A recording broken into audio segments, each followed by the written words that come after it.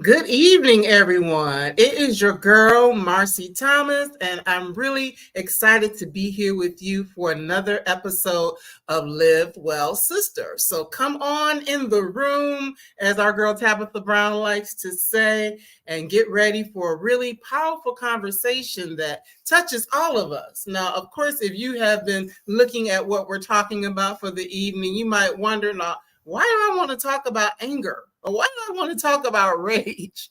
But it's so important that we do have these conversations because it's one of the emotions that we all experience at some point in time or another. And it's such a positive thing to understand how to navigate that, whether we're feeling it or whether it's being directed at us from others. So for that reason, I'm really excited to dive into this wonderful book, The Rise of Rage. I know the lighting's a little off. The Rise of Rage by Julie Christiansen, our special guest. Now, she is a registered psychotherapist and the author of several books about anger, stress, bullying, and coping with crisis.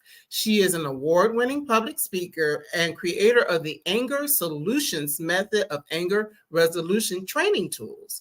Her work in anger solutions has had her named as one of the 30 most influential forensic psychologists practicing today. She is also the recipient of a Niagara 40 Under 40 Award and has been a two-time finalist for the YWCA Women of Distinction Award. She lives in St. Catharines, Canada with her husband. And without any further delay, let's welcome Julie to Live Well Sister. Welcome. So happy to be with you. Oh, yes. I'm so happy to have you here, that we can get into it. So, well, first of all, congratulations on the release of The Rise of Rage. It's been out for a couple of months now. So how has that process been since this book has been out in the world?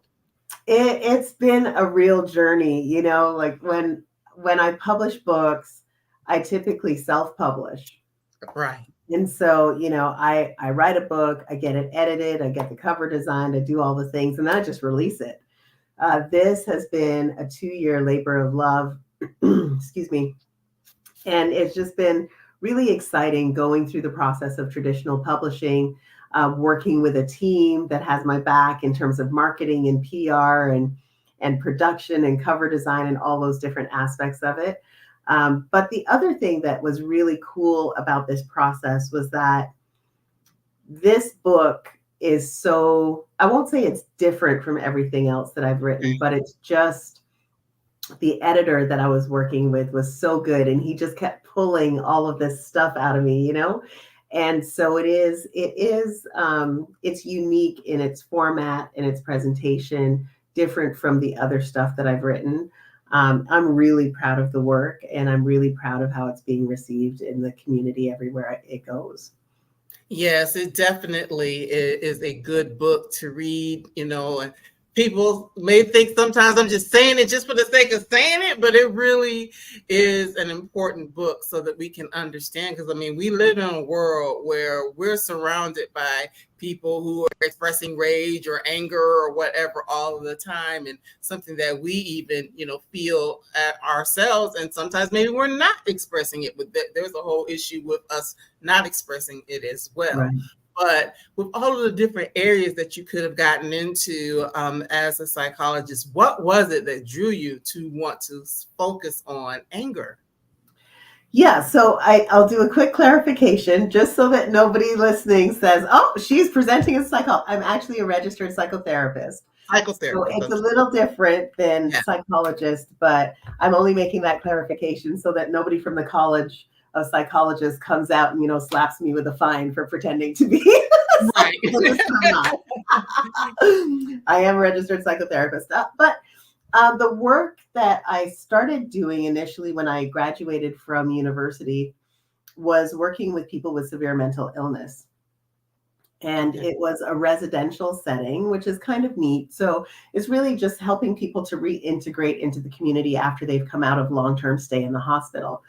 And in that setting, we saw a lot of behaviors and we saw a lot of challenges with emotional regulation. And at one point it came to a head. And so we decided to take it on ourselves to try and come up with some kind of anger management program that we could deliver to the residents to make sure that that didn't happen again. And as I was sourcing content and trying to find material, which was really difficult back in the day, we're talking, mid 90s, we didn't have internet. If you wanted to get to scholarly articles, you had to go to the university library. You couldn't just go to any old library. Like, it was hard. And I found that there wasn't really a lot of practical stuff that we could just apply. And the other thing that I found was that I had a lot of anger in me. And recognizing that, I took everything that I learned and I used it on myself. Okay. And what happened, and continues to happen, because it is a journey, it's a process, right? It's not like all of a sudden you wake up one morning and you never have anger again. That would be a lie.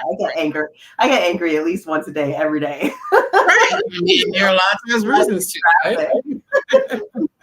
Driving from my house to my office, I'm going to get angry at least once. So what I found was that it certainly helped me. It helped me to reframe how I solve my problems, how I approach solving problems, and choosing very carefully how I'm going to communicate with people when I do choose to address them about a problem that I'm having. And I just found that revolutionary, and I got so excited and passionate about it. I wanted to share it with everybody, and a business was born. Right. I love that. There is this personal connection to it. Yes. Yeah. Because oftentimes I feel like our purpose in life, or that is tied to something that has meaning to us. So I love the fact that you were able to take that. But you said something about your own experience with anger.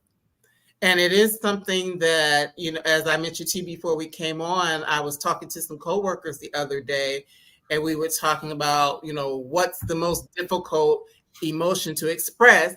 And they said anger. But it's not that we don't feel it. Right. So what is it that, we have this anger, but there's this thing that keeps us, especially as women, because this audience is primarily women. What is it that keeps us from expressing something that's just a natural thing for us? That sounds like it should be a simple question, but it's so deep, because there are so many things that we have been indoctrinated with, first of all, as girls, but second of all, as Black girls. We have to be twice as smart, you work twice as hard. You've got to smile all the time. You've got to grin and bear it when people talk to you a certain way. When your bodies are sexualized, you've got to just be like, and carry on. Like, there's all of that. But on a grander scheme, I don't think that Western culture has ever understood anger. And because they didn't understand it, they didn't know what to do with it, and so it's been conceptualized as the dragon's breath and be still passion and all these different things. And the underlying statement is, what you do is how you feel. Mm-hmm. And the things you do are unacceptable, so don't do them. And the extension of that is don't feel that. You know, so if I get angry and I break something, or I throw dishes, or I yell and I scream and I cuss people out, I do all those things, people are going to say you should not do those things. Right. Right? That's, you need some anger management because you're doing those things. Mm-hmm. But what about the person who sits quietly in their bathroom and cries so no one can hear, and they're developing a peptic ulcer Mm-hmm. and getting sick physically? Mm-hmm. They're angry too. Right. Anybody telling them to go get anger management, Right. what they're doing is they're sending them to the doctor and prescribing them antidepressants. Hmm. Right? So we're treating behavior instead of saying, listen, how you feel is legitimate. It's Right. valid. You are allowed to feel how you feel. What you're doing is not okay. And that's true whether you're internalizing it or externalizing it. Right.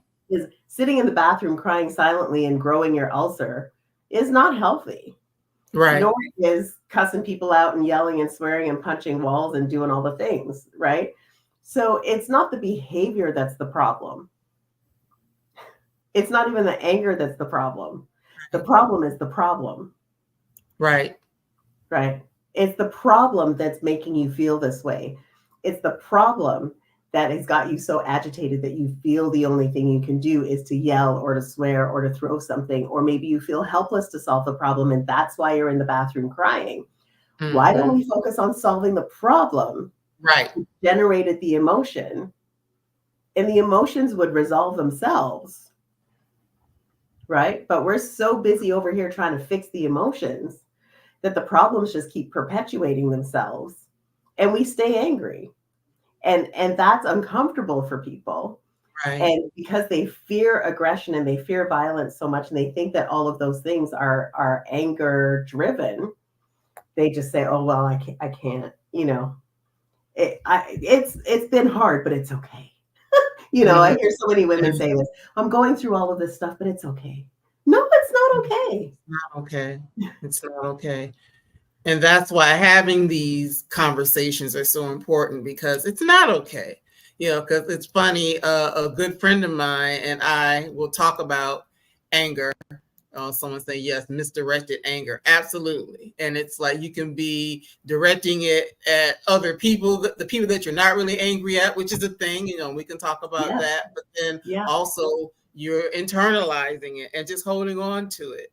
And I said to this good friend of mine, I said, you know, I'm one of those people that probably if I ever blew, it would not be pretty. Because I'll admit, I'm, you know, that person who will oftentimes be upset, angry, whatever, and I may not express it, you know, for whatever reason. Because there is this thing of, okay, you know, well, what's the reaction going to be if I do express the anger that I'm truly feeling? So instead of me dealing with those potential consequences, I just keep it to myself. Right. Right. And there's nothing wrong with that sometimes. If you're really evaluating and you're saying, okay, if I say something right now, it's going to be something that I can't take back. Right. It's going to make things worse. Then I probably shouldn't say that thing. Mm-hmm. You know, it's kind of like, I talk about this in the book, this idea of always evaluating what is my desired outcome? What do I really want? And so if what I really want is to stay married and I want to have a quality marriage, I am not going to say that thing. It's on the tip of my tongue right now because, you know. I never liked your mama, right? You know what I'm saying? Like, right. Sometimes you just have to think about, okay, what is my desired outcome? Do I want my children to despise me and resent me because I'm always angry? Or do I want them to be healthy, happy, contributing members of society? Right. If I want them to be healthy, happy, contributing members of society, then maybe there's another way that I can communicate to them my concern for their decisions or their choices right now, instead of me saying, you're no good for nothing, you're just ratty old Negro, just like you, like, Right. Do you really need to say that? No. Is that going to help my child to feel like he can now go out into the community and be successful? Probably not. Mm-hmm. So if we're constantly thinking about what is our desired long-term outcome and what are the actions that I can take to get me closer to that desired outcome, we will probably make better choices than if we just stay in the headspace of, oh, no, you didn't. Like if we stay in that headspace, we're going to be combative. We're going to automatically want to go into fight. When we really should be just considering what's going on here and what is happening that is generating this emotional response.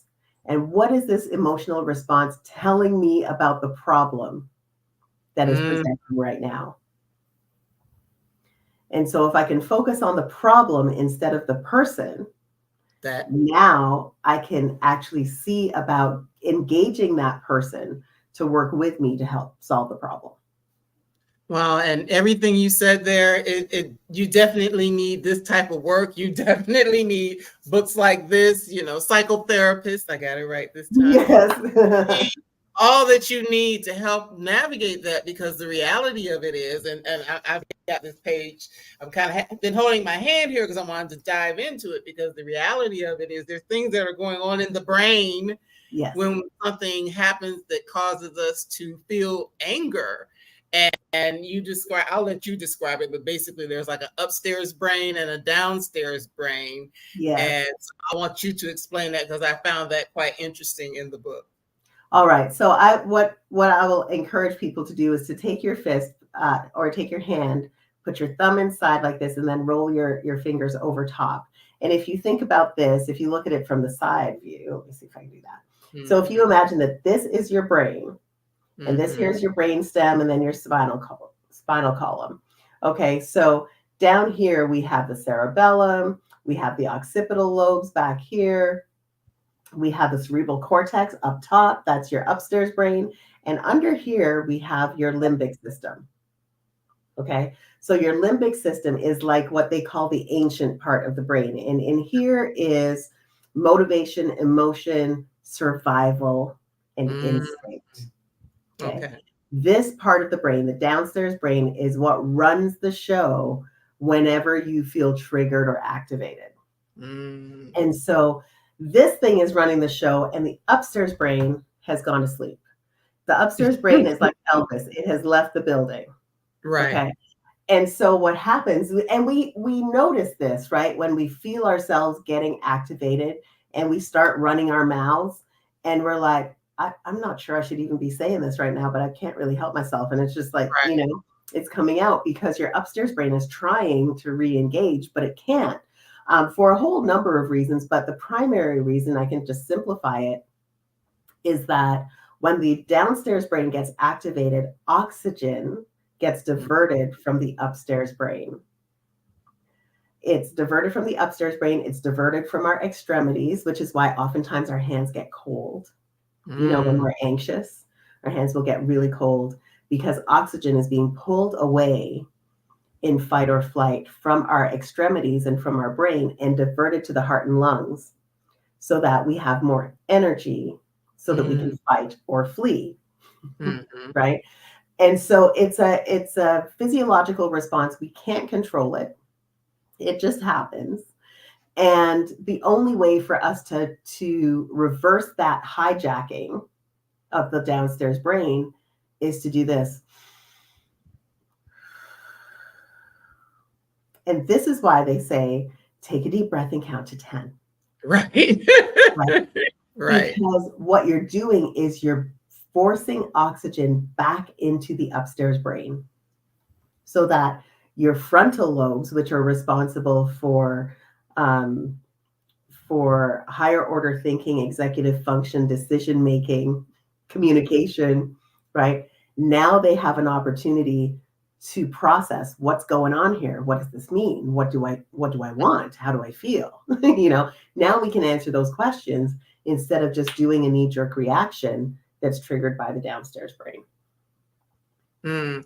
And that, when I read that, I'm like, wow, that's so powerful. And that will explain, like, some people go from 0 to 60 and you can't bring them back down because they don't take the time to breathe and, just stop for a minute. One of the things I was talking to my mom about when, I shared that question with her about, something that's difficult, an emotion that's difficult to share. It's like, we don't always do that thing of stopping, but it's good if you can, if there's an opportunity that you can just stop and be like, okay, let me take a beat. Let me think about this. Let me not just say the first thing that comes up or comes out. But then this goes to the flip side of that, where I believe sometimes that becomes difficult, is if you're trying to, is somebody, what are you doing? And they're coming at you. Like, why are you stopping? Why are you breathing? Yeah. So, when you are in response to someone else, how does that really show up when, okay, it's like, I'm trying to take a breath, but that other person isn't allowing me to do that. Yeah. I'll give you a personal example. This one is not in the book, I don't think, but I, for the past 10, 15 years or so, I've been self-employed. But for a lot of the time when I was building this business, I was working in other jobs. I was working the 9 to 5 or sometimes the 9 to 9, depending on the type of job it was. Right. And I always said to my husband, when I come home, what I really need is about 20 minutes. I just need 20 minutes to go outside. If it's summertime, put my feet in the grass, get grounded, to just breathe. I just need some time, because working with people, you listen to people talk all day. You're carrying and creating space for them all day. I just need a little space for myself before I come into the family space and, start doing whatever. And so this one particular day I came home and he was a little anxious and activated. And I had said that I would cook supper. And so he prepped everything, which was awesome. My husband's good in the kitchen. So he prepped everything. And I walked in the door, and before I could even get my shoes off, he was like, this is done, and this is done, and these are in the kitchen, and then, because he was hangry, And I said, yeah, I'm just going to go out in the backyard for a minute. I'm just going to sit out there for a few seconds. And I went out into the backyard, and he followed me out and started talking. And all I did was this.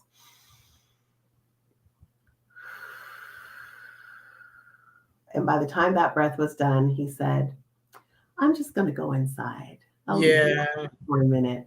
And, because he knew, like, I didn't have anything left, right? There was nothing left there for me to even listen really to that conversation. I was just so tired and so spent. And so that has been sort of an unwritten rule now, that when I come home, he gives me that space. And when I'm ready to sit and chat and do whatever, then I will come and sit and chat. But it's just such a little thing. And I think that what happens is when people escalate, we feel like we need to escalate with them. But we don't. Okay. We don't. And so I've gotten out of a lot of really hairy situations because when the other person was spinning, I just kept it right here. I just kept it right here. And I keep my voice at this level. I have trained myself to speak at this tone, especially when I'm angry. If I start winding up, or if I go subarctic, you've pushed me too far. But when I'm right here, when I'm talking to you like this, I am holding it together, and I'm doing it because if both of us escalate, it's going to get nasty. And so I just take the responsibility. And the other thing that I will add to that is that I think it's really important for each of us, regardless of where we are in terms of our ethnic identity or gender identity or whatever, religious, faith, whatever. I think it's really important that all of us as individuals make a commitment to ourselves to be true to the person that we want to be. And so, when people come at me, and sometimes they come at me hard, I almost feel like they're testing me because they want to see, will Julie really lose her temper or will she hold it Right. together? It's like, You're the anger lady. I'm the anger lady. I'm not the angry lady. Right. Right. Right. So sometimes people will push just to see what will happen. But I've made a commitment to myself that I will never allow someone else's behavior to divert me from the person that I choose to be. That's And powerful. I choose to be a person of integrity. I choose to be the person who will finish what you start. But I'm not going to finish it in the way that you think I'm going to finish it. I'm going to finish it by staying right here. Right. I love it. I love it. Now I'm gonna stay right here. I'm gonna keep that in mind. but honestly, because as I said earlier, I'm that person who tends not to express. I'm really keeping it there anyway. But that is one of the things you also talk about in the book. And we probably won't be able to get into all of them, but there are like 10 different anger styles that people have. You in the book, you do give a really good description of something that's happening in a workplace and how different people kind of navigate that. So just a snippet, because we want people to read the book, so we're not going to get it all to you, but just a little bit of some of the ways that people express their anger. Sure. Well, I'll pick sort of the stereotypical, anger out would be sort of like the controlled blaster, or I think I call it the Acme poster child, that blows up really quickly. You often don't see it coming. You just see this big explosion. With the controlled blaster, it's been building for a long time and then it explodes. But with the Acme poster child, it's just, you trigger me and I'm done, right? Like the fuse is about this short. So they go off really quickly. They oftentimes lacking awareness of how that form of expression is impacting the people around them.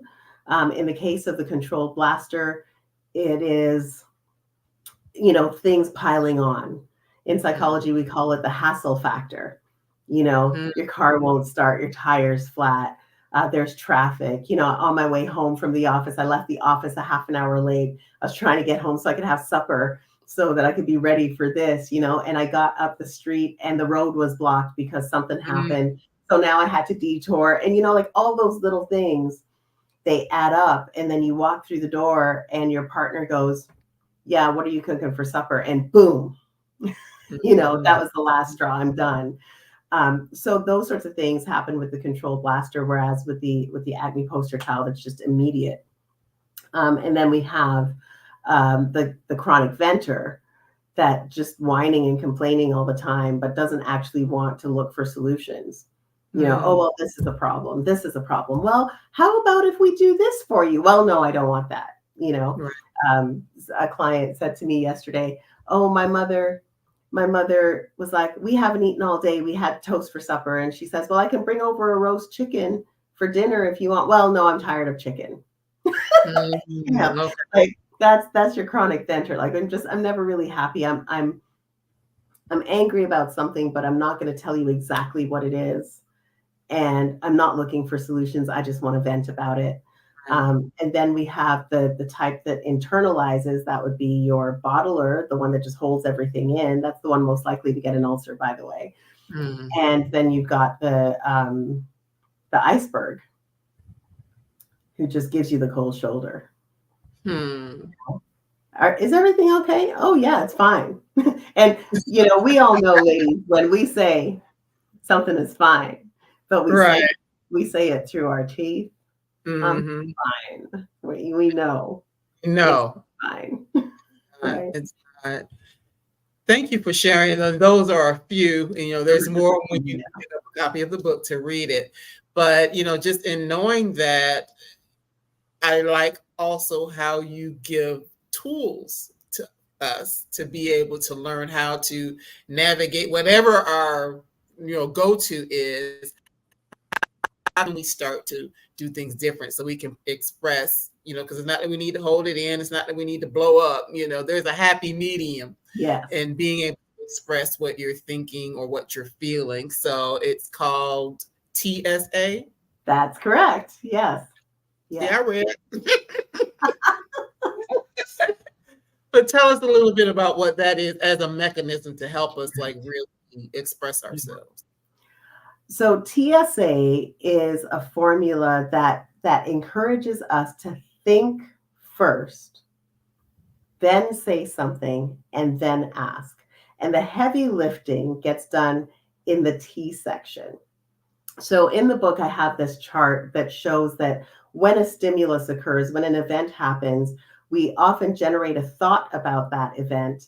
And from that thought comes the feeling about, whatever meaning we've attached to the event generates the feeling. And if the feeling is an unhappy one or an angry one or whatever, we tend to take action that tries to fix the feeling instead of moving towards our desired outcome. So everything changes when we shift our thoughts. Mm-hmm. So we ask the question, what is happening? What's really going on here? So taking a step back and looking critically at what's going on. And that's why we need to take that deep breath, right? So that we can engage our frontal lobes to actually ask those questions. What's happening? What does it mean? Because life has no meaning except the meaning you assign to it. And whatever meaning you assign to it is going to generate the feelings that you have. So what does it mean? How do I feel? What is my desired outcome? What do I want? How can I get what I want? What is the best thing that can happen and the worst thing that can happen if I choose this choice of action or that choice of action or this choice of action? Then and only then do you go to the person who can help you solve the problem, right? Problem solving now. It's not anger management. It's anger resolution. So we are trying to resolve the problem that made me angry. I'm going to go talk to the person who can best help me solve the problem. And I'm going to say to them, this is what's going on. This is how I feel. This is what I'd love to see happen. Are you willing to work with me to help solve this problem? And that is the ask. Okay. And that is wonderful. It's powerful. But then I guess in our preparation, you say best case scenario, worst case scenario, depending on what you're asking for, then you have to be prepared that you might not get that thing that you want. Exactly. Sometimes you're going to ask people to help you solve the problem, and they're going to look at you like you have two heads. That's just, some people are going, if they're narcissistic, if they're a little bit antisocial, they're going to throw it back at you and say, well, that's not my problem. That's your problem. I'm fine over here. I have no problems, right? You're the one with the problem. And I always encourage people to just tell the truth, right? If someone says to me, well, that's your problem, I say, absolutely, it's my problem. That's why I'm coming to you for help, right? Because what they want, when people say, oh, well, that's your problem, it's like they want us to escalate, they want us to wind up. Oh, no, sugar, that's your problem too. Like, I'm not the one that did, but really, again, this is what I'm talking about, just keeping it right here. Yes, I have a problem. You are absolutely right. And I need your help to solve it. Right? And if they say, well, nobody else has a problem. Hey, man, this isn't about anybody else. This is just me. This is just me, right? So by using these tools, I'm going to acknowledge what is true. I'm going to stick to the issue. I'm going to very calmly and clearly state my expectations. I'm being kind, right? I'm being true to the person I want to be. But at the same time, you need to think very carefully about how you want this relationship to move forward. Right. Because I'm not willing for it to continue the way that it's going right now. Right? That's kind, but I'm also laying out a boundary. I'm not going to allow you to treat me this way. So if you still want to be in relationship with me, we need to negotiate the terms of that relationship. And if you're unwilling to negotiate the terms of the relationship with me, what that's telling me is that this relationship doesn't have as much value to you. Now I can make a choice about whether or not I want to stay in relationship with you, right? It's not unkind. It's just the truth, And by saying it in that way, it's very hard for someone to stay up here and be all wild and escalated when I'm down here being logical and rational and calm and loving and compassionate, right? So it takes two to tango, as they say. Right. And if I escalate with you, we're going to be pulling each other's hair out, rolling around on the floor, and all the men will be watching and selling tickets. Right.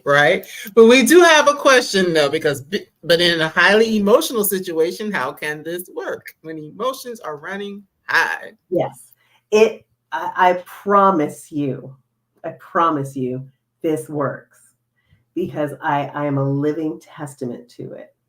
I've been in situations where people have literally been yelling, screaming, crying, throwing things in my office while I sat there like this. Because I was like, I am not buying into whatever this is right now. Like, I am not doing that. What I want is to solve this problem. And I am not losing sight of the fact that I want to solve this problem. Right. If the other person needs to do all of that so that they can get that energy out of them and then eventually calm down. This is something I learned in customer service a long time ago, that if you just give the customer room to vent, they will eventually de-escalate by themselves. And then you can have a conversation and help them solve the problem. And that is how I approach these high energy, high emotion situations. I'm going to stay right here. I'm going to be calm. I'm going to be compassionate. That doesn't mean that I'm going to let you walk all over me. Right. I promise you, my kids will tell you that when I am down here, and like I said, when my voice goes low, when my voice goes subarctic, they know. They know. I think we pushed mom just a little too far, right? Right. I'm not going to wind it up, but I'm going to be right down here. But whatever comes out of my mouth, it's going to be a firm boundary, right? And so I've taken that approach with my team. I take that approach with my children, with my partner, with people who come into my life who think they're going to go play games. It's just, there's a great video that's rolling about with Priscilla Shearer. And, it's that one where she says, like, I love me some Jesus, and, I'm kind and I'm easygoing and all the things. But if I find out, have you seen it? If I find out that you've been scheming, that you've been plotting things behind my back, if you want war, it's war you're going to have. And I completely ascribe to that. But the thing is, it's not me that's going to do the fighting. I got somebody who's going to do the fighting for me. So I also believe that. And I'm just like, okay, you say what you need to say. And when you're done, I'll say what I need to say. And I will ask you if you're willing to help me solve the problem. And if you're not willing, that tells me all I need to know. Right? True. That's true. And I don't know, like, I just feel like the more emotionally charged the other person is, the more we need to find that inner resource that says, I'm going to hold this together, because if we both go out of control, nothing will get resolved. And so our focus always has to be, what is the problem? Right. What is the problem? Is the problem communication? Is the problem that we both want the same thing, but we differ on how to achieve that thing?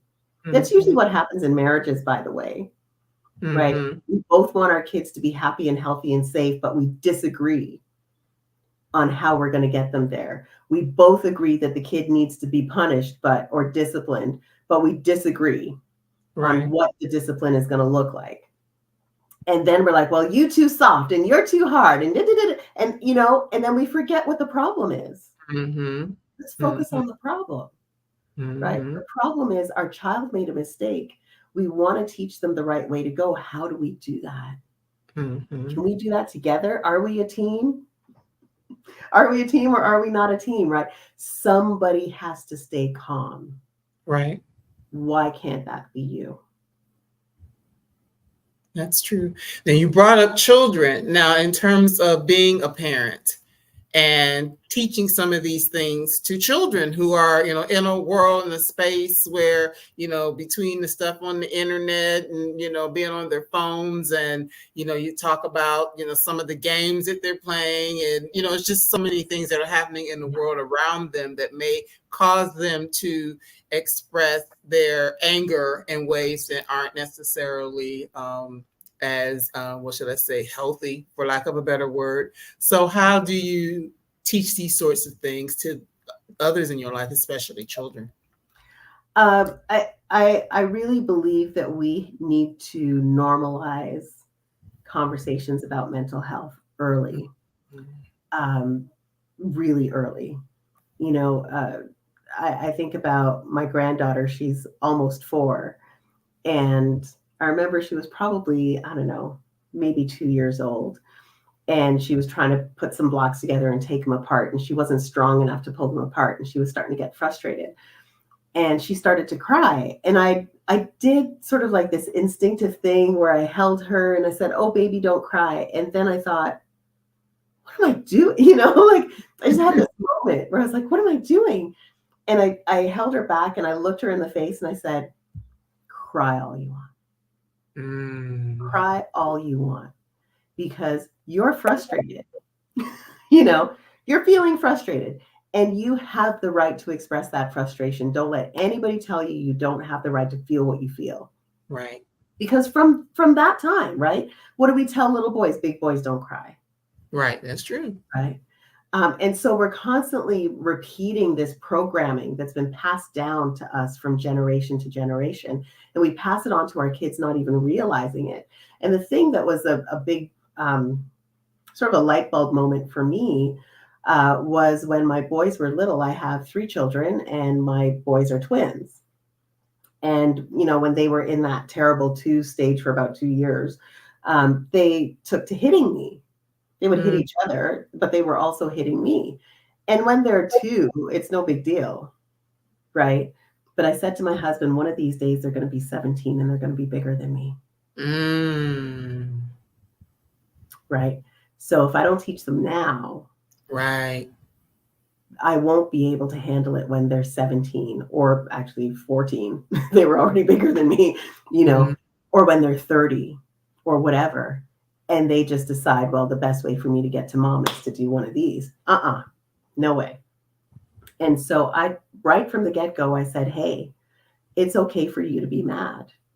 It's okay for you to feel what you feel. It is not okay for you to hit your mom. Right? So immediately separating, this is how you feel, and that's legit. But this is what you're doing. And this is not okay. This behavior is not okay, but your feelings are all right. And so I would tell them, hey, if you want to go punch a pillow on the couch, go punch a pillow on the couch. Get the angries out. When you're done, come back, sit on my lap and tell me what's going on. And they would, like they're eager to learn, right? So they would go and they'd give me the stink eye and they'd punch the couch. And then when they were done, they'd come over and they'd sit on my lap and I'd say, okay, let's talk about it. And they'd go, I don't like you. And I'd say, well, I don't like you all the time either. Right. I love you. Right. I'm your mom, always going to love you, but I don't always like you. Sometimes you're mean. Right. And sometimes I'm mean. I'll always love you. And I think that is a thread that has run through the relationship that I have with my kids. My boys are 30 now. I should say they're men. My men are 30. But that is a thread that has run all the way through, that they know they can come to me and say, Mom, I'm feeling like this. And that's going to be accepted. Right. Even if they're feeling some kind of way about me, they don't hold back. I remember one time my one boy said to me, well, I don't want to introduce my girlfriends to you because you're kind of judgy. And I was like, oh, that hurt. But okay, that's how you feel. I'm going to accept it. And I shifted my behavior because I want to be involved in his life. I would like to meet the girlfriends, So if I'm going to show him that I can be trusted, I need to change my behavior. so that he can Right. see that I'm not going to be judgmental of the girls that he brings home, right? Mhm. And this is another thing that I tell clients all the time. You've got to believe behavior. An apology is worthless if the behavior doesn't change. Absolutely. Absolutely. So we teach our kids these things from early days, and it stays with them over time. Mm-hmm. I love that. I love that. You also talk about the power of listening in the book, because it's like that, I believe, just from instances where people, I might have been in instances where people were upset or heard stories about other people being upset. It's like they stopped listening at a certain point. It's just like, I just want to say what I gotta say. I just want to say what I gotta say. And I'm not really hearing what you're saying. So Yeah. what is the power of listening when you are, find yourself in some of these situations? Yeah, this is such an important piece. And I love that quote by Stephen Covey where he says that we need to seek first to understand rather than to be understood, that most people don't listen with the intent to understand. They listen with the intent to reply. Right. Oh, that to me, the first time I heard that, I was like, bruh, I'm never going to forget that, because that's so powerful. Are we listening with the intent to reply, or are we listening so that we can really understand what the other person is trying to say to us?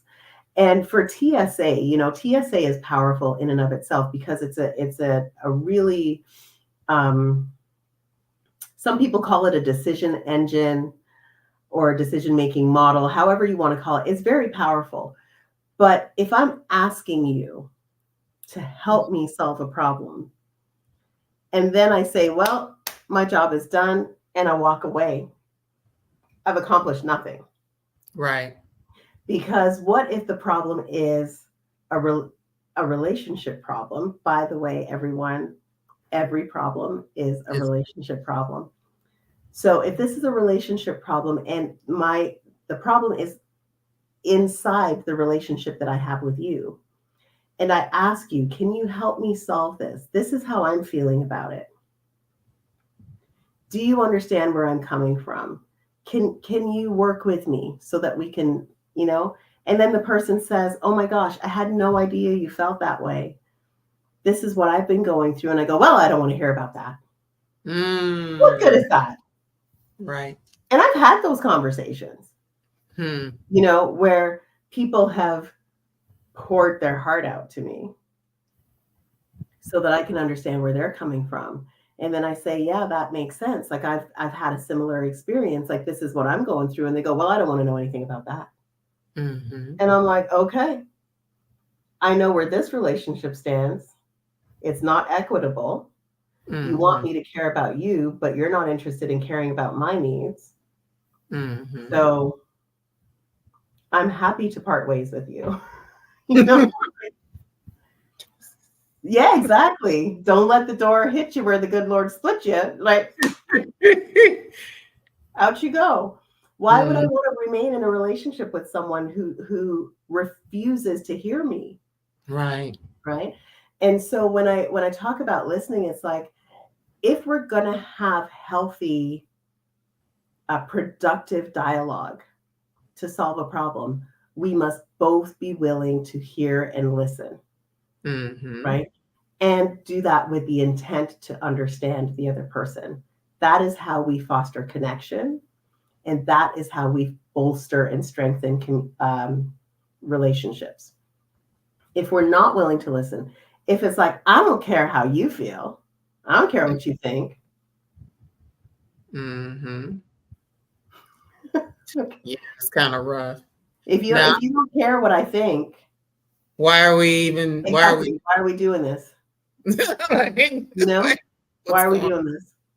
Right. Yeah. Right. So I think it clarifies a lot of things in terms of the quality of the relationships we have, and we can make more informed choices about who we choose to be in relationship with when we understand the import of those kinds of statements. I heard someone the other day, a pastor, he was saying, like, if you're in ministry and your attitude is, well, I don't care what anybody thinks, I'm just going to do I'm just going to do what God tells me to do. God said that you should love him and love people. Right. And if you don't care what people think, you don't care about how your actions, how your statements of how you're preaching or whatever impacts other people, you don't have a shepherd's heart. You probably shouldn't be a shepherd. Well.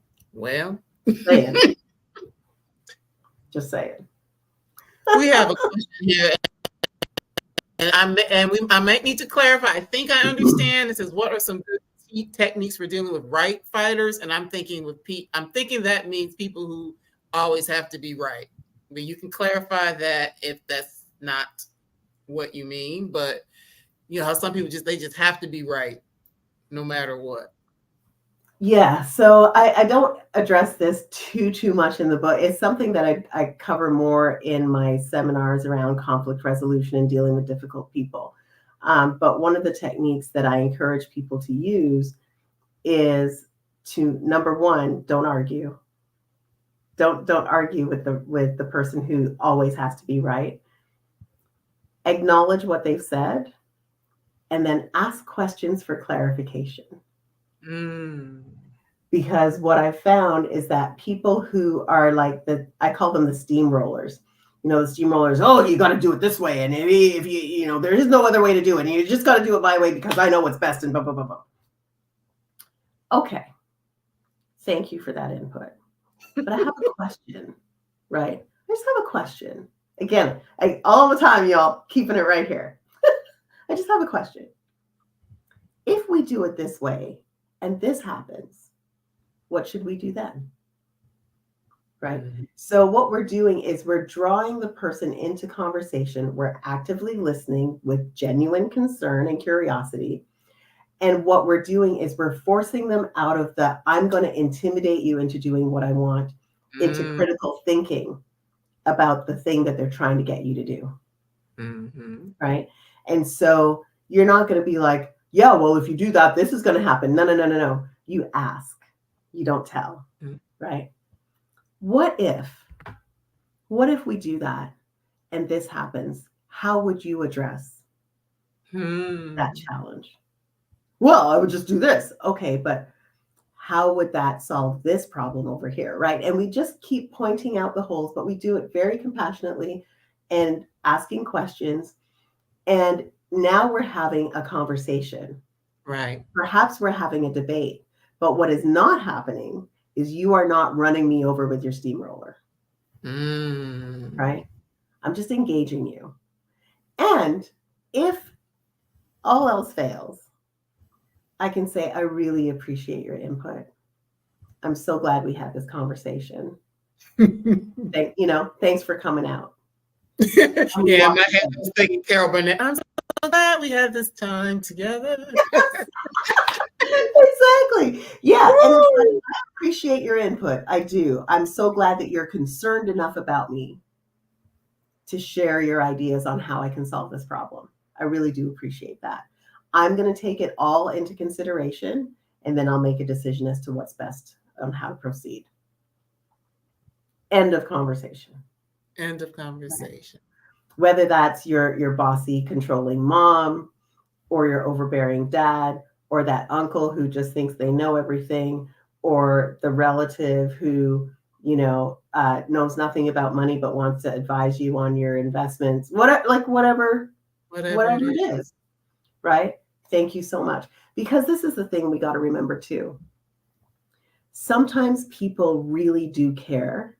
They don't know how to communicate that they care, right? The only way they know to communicate that they care is by being controlling or being bossy or trying to ram the rightness of their argument down your throat.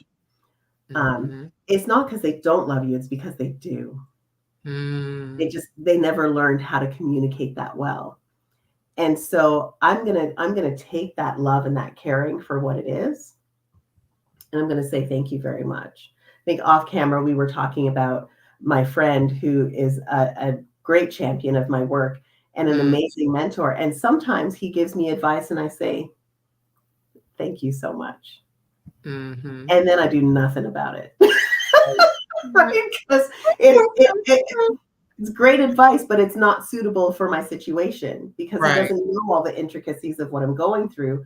but he's Right. telling me what he thinks I should do because he cares about me, right? Mm-hmm. And I love the fact that he cares about me, and I don't want to ruin the friendship, so I'm going to be respectful of his age and his wisdom and his experience, and I'm going to say thank you so much. And then I'm going to take that back. I'm going to consider what he said and everything else that I know, and I'm going to consider advice from other areas. I'm going to make a decision based on what's right for me. It doesn't mean I don't respect him, but respecting someone doesn't mean I do everything they tell me to do. Come on. Right? Bible Right. says, honor your father and your mother. Honor them. Right? So I honor my father and my late mom by saying, I'm so glad you guys sat and talked with me about this. You've given me a lot to think about. Now I've got more things to consider so I can figure this out. It doesn't mean I'm going to do everything that they tell me to do, but I'm going to honor the fact that they are my parents and that they care about me enough to speak into my life. Mm-hmm. Right? So I think this whole idea, and again, this is how we were raised, right? When the people who are older than you, when your aunties and your uncles and your mom and your granny and your grandpa and whoever tell you to do something, you do it. Right. You just do it. You do what you're told because that's how we're raised. But the thing is, we can no longer raise obedient children. I'm getting excited now. My hands are going.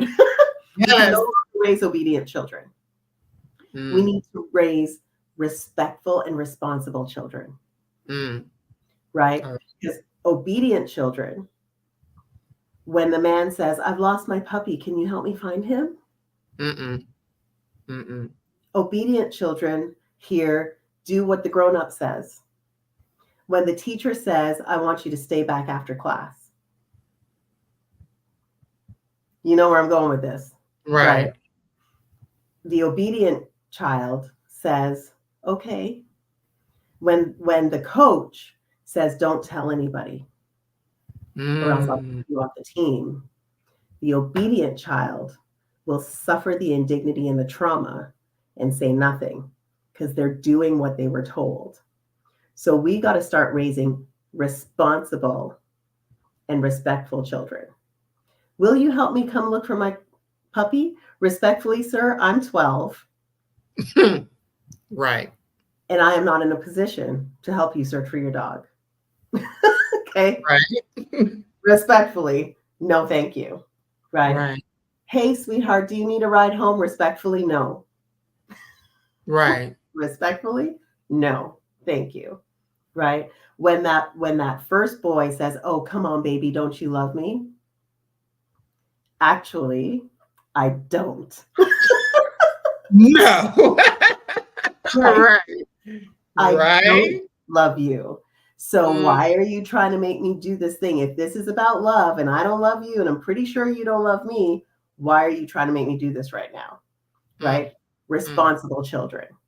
Respectful, responsible, but not necessarily obedient. I love it. I love it. And that's a bonus because that's not in the book. Bonus.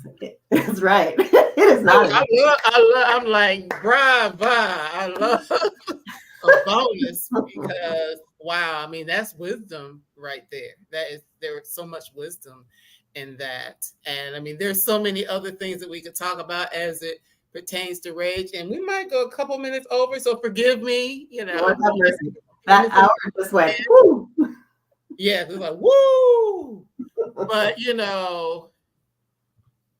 what about workplace? Because the whole thing of emotions and anger in the workplace, and we already kind of touched on it being, the Black woman, as most of my listeners are. How do we really combat dealing with our own anger or anger that's directed towards us when we're in the workplace? Because some of these things that we might be doing in interpersonal relationships is a little bit different when you start talking about your place of employment. Yeah, and I know that it's different, in the US from how it is in Canada. Like we were talking earlier before we came on, that the racism or the tenor of racism in Canada is softer, it's subtler, it's a little bit more underground, but it still exists, and when I say it's softer, it's in the unconscious bias of people who give you extra work, give you the more difficult to serve clients, don't say anything when you work through your lunches, right? Expect you to work overtime. They want you to come in on the weekends, those kinds of things, because you're a strong Black woman, Right. right? You can take it, you can handle it. But if you speak out, now you're the angry Black woman. And most of the time, we hear you're just an angry Black woman, which means not only am I labeling you this way, but I'm minimizing you as I do it, right? And so the reality, I think, is that sometimes we need to walk away from those workplaces. Claudine Gay, I wish that she had walked away. Yes. Right? I wish that she had just walked away. Now, some of the other academics who've been targeted have done that, and I applaud them for it. Because if your house is on fire, the appropriate response is to get out, right? You don't sit there in the flames and go, well, I think I could put this fire out if I just work a little harder, right? Feeding into the narrative. Right. If I just work a little harder, if I just do a little thing, if I just code switch a little bit more, if I just straighten my hair, if I just, then they'll accept me. Maybe they won't. Maybe your house will burn down with you in it, you know? So sometimes the correct response is to run. And other times, depending on how, again, the relationship goes, you may be able to negotiate something where you actually have a seat at the table and a voice to speak at the table, right? So when we're at work, I think all of the principles that I've shared already really do apply. And I'm not so concerned about the angry Black woman thing, because like I said, I get angry at least once a day. Right. Okay. I'm not out there yelling and screaming and making a fuss, because I got a reputation to uphold. But can't go around ruining my own reputation. But in all honesty, it's like when something is upsetting, I need to take time to process it. And sometimes that thinking process takes me 30 seconds. Sometimes it takes me 30 days. But either way, I'm going to think it through, and I'm going to be really clear about what I want before I ever open my mouth and go ask for what I want. Right. So there have been times when I've asked for what I want. Things have started to change, but they haven't changed quickly enough. And I said, for my own mental health, I need to step away. I've done as much as I can do here to facilitate change. And now I'm going to hand the baton over to someone else and let them take it over. And then other times I've stuck with it, for 5, 10, 20 years, because I believed in what I was doing and I felt like I was making a difference. So I think for each of us, we have to decide the job is a means to an end. Right. You are not your job, right? Your job is not your purpose. You use the job as a tool to help you fulfill your purpose. If your purpose, my purpose is to create radical, positive, lasting change. I can do that as a public speaker. I can do it as an author. I can do it as a university professor or a college professor. I can do it as a psychotherapist. I do not have to stay in a job that is sucking the life out of me. I can find some other way to fulfill my mission and my purpose. So if you feel like, well, it's the job and the pension and the benefits, and expand your horizons a little bit and think about what else can you do, because your purpose is a part of you.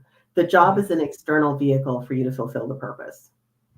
So if you don't feel like your voice is being heard, like your talent is recognized, that you're being used to your full potential, or maybe you're being overused and you're suffering from burnout and compassion fatigue, make the choice that is best for your desired outcomes and follow that.